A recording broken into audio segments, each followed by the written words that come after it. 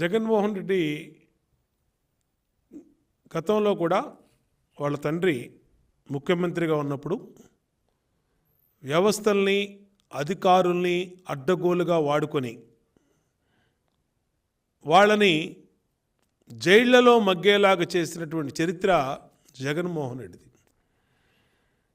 అనేక మంది గతంలో వైఎస్ రాజశేఖర రెడ్డి ముఖ్యమంత్రిగా ఉన్నప్పుడు జగన్మోహన్ రెడ్డి చేసినటువంటి అవినీతి పనుల వల్ల ఆనాడు శ్రీలక్ష్మి కానీ, బీపీ ఆచార్య కానీ, రాజగోపాల్ కానీ, ఇంకా అనేక మంది మంత్రులు, ఎమ్మెల్యేలు, అట్లాగే అధికారులు అందరూ కూడా జైలుకి వెళ్ళిపోయినటువంటి విషయాన్ని మనం జగన్మోహన్ రెడ్డి చరిత్ర చూస్తే మనకి కొట్టొచ్చినట్టు కనబడుతుంది.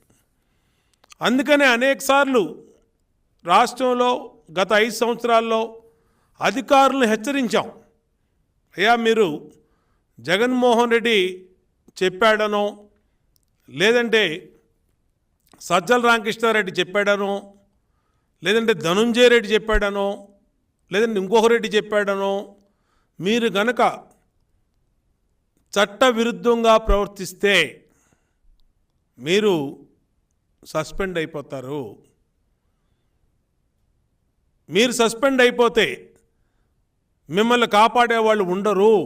ఎవరున్నారు ఇప్పుడు? ఈరోజు Palnadu collector Shivashankar, Palnadu SP Bindu Madhav, Anantapuram SP Amit Bardar, Tirupati SP Krishnakanth, Tirupati DSP Surender Reddy, Tirupati special branch incharge inspector K Rajasekhar, అలాగే డిఎస్పీ భాస్కర్ రెడ్డి, అలాగే అలిపిరి ఇన్స్పెక్టరు రామచంద్రారెడ్డి, వీళ్ళందరూ సస్పెండ్ అయ్యారు, ట్రాన్స్ఫర్ అయ్యారు, విధుల నుంచి తప్పించారు. మరి ఏది మీకు పనులు చెప్పి మిమ్మల్ని ఒత్తిడి తీసుకొచ్చి మీతో అడ్డగోలు పనులు చేపించినటువంటి జగన్మోహన్ రెడ్డి ఏమో లండన్లో ఫ్యామిలీతో ఉన్నాడు. సజ్జల రామకృష్ణారెడ్డి హైదరాబాద్ పారిపోయాడు. ధనుంజయ రెడ్డి ఎక్కడ పారిపోయాడు ఎవరికి తెలియదు.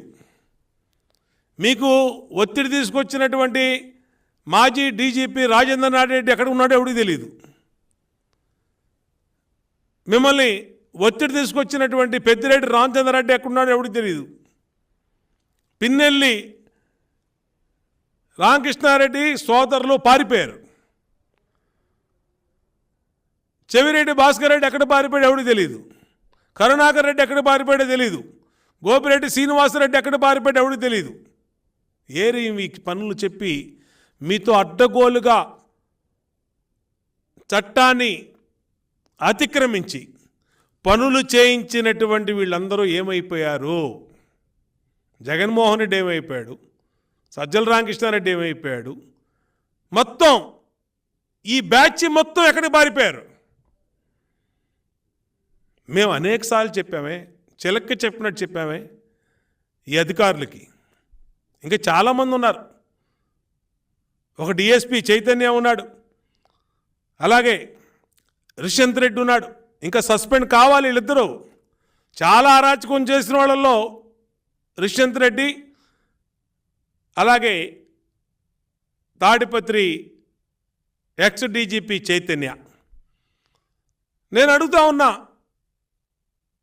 పిన్నెల్లి రామకృష్ణారెడ్డి మాటిని సస్పెండ్ అయినటువంటి గురజాల డిఎస్పీ పల్లవరాజు, నర్సరావుపేట డిఎస్పీ వర్మ,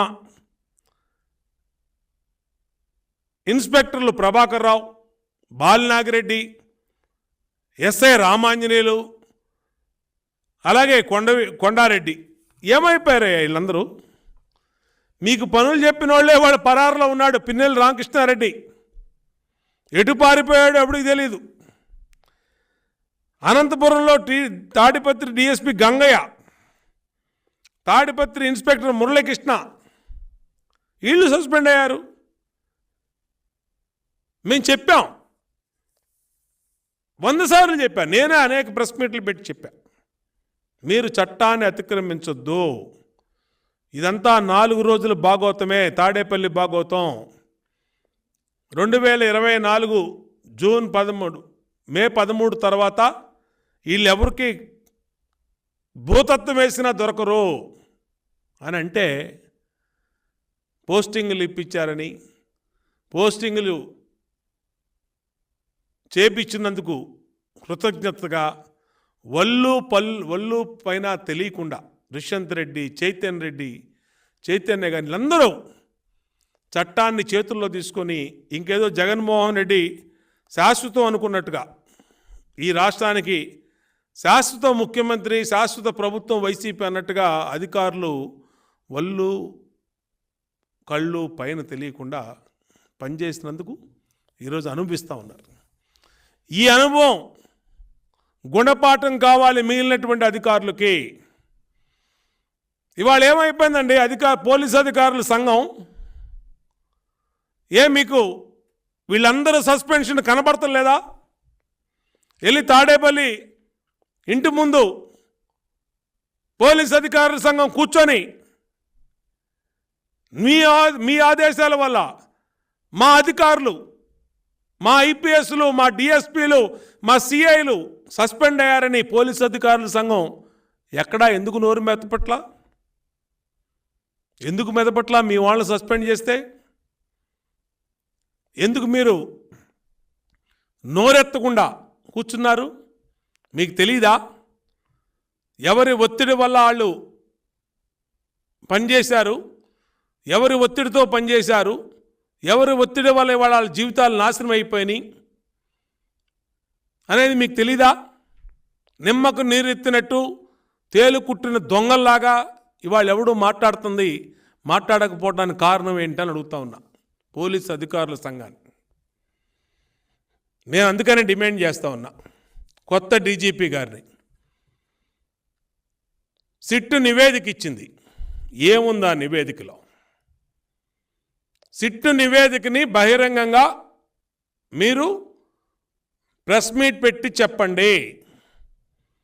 ఏదో 1500 మీద కేసులు పెట్టాం, 1000 మంది మీద కేసులు పెట్టాం.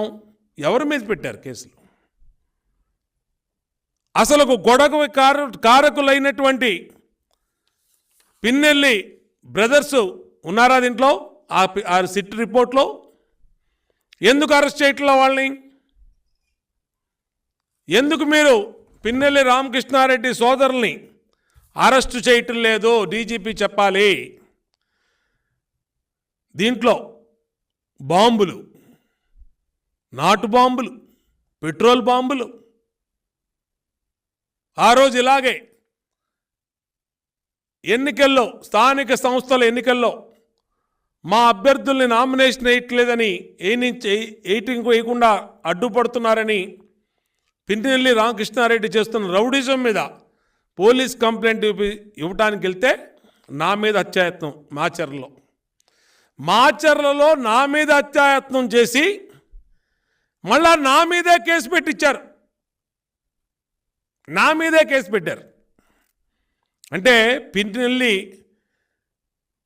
అధికార దుర్వినియోగం ఏ విధంగా జరిగిందో నా కేసులోనే ఉదాహరణ. నన్ను చంపబోయి నా మీద అత్యాయత్నం చేసి ఏదో దేవుడి దయవల్ల బతికి బయటపడ్డందుకు మళ్ళీ నా మీద కేసు పెట్టారు. అంటే కేసు కోసం మళ్ళా కోర్టుకు వస్తే ఈసారైనా చంపాలని పిన్నెల్లి రామకృష్ణారెడ్డి వాళ్ళ బ్రదర్సు, ఆ దొంగల ముఠా ప్రయత్నం. మరి ఇవాళ ఇక్కడ ఎస్పీనే డైరెక్ట్గా పట్టుకున్నాడు.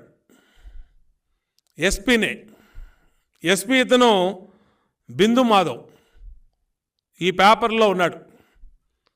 ఇతన్ని సస్పెండ్ చేశారు ఇప్పుడు ఎన్నికల సంఘం. మరి ఇప్పుడు డీజీపీ మాట్లాడాలి. ఎందుకు పిన్నెల్లి బ్రదర్స్ని అరెస్ట్ చేయలేదు నువ్వు? డీజీపీ గారు మీకు కనబడతలేదా? మీ ఎస్పీ పట్టుకున్నటువంటి బాంబులు, పెట్రోల్ బాంబులు, వేట కొడవళ్ళు కనబడతలేదా? ఇదిగో పిన్నెల్లి రామకృష్ణారెడ్డి తన గ్యాంగ్తో తెలుగుదేశం పార్టీ కార్యాలయం మీద ఏ విధంగా దాడి చేపించాడో కనపడతలేదా? కారంపూడిలో, పల్నాడులో జరిగినటువంటి దౌర్జన్యాలు మీడియా మొత్తం కోడై కూసిందే, మీడియా మొత్తం వెలుగు చూపించిందే. ఎలక్షన్ కమిషను, ఢిల్లీలో ఉన్న ఎలక్షన్ కమిషన్ తెలుసుకొని మీ అధికారులను సస్పెండ్ చేసినా మీరు ఎందుకు చర్యలు తీసుకోవట్లేదు?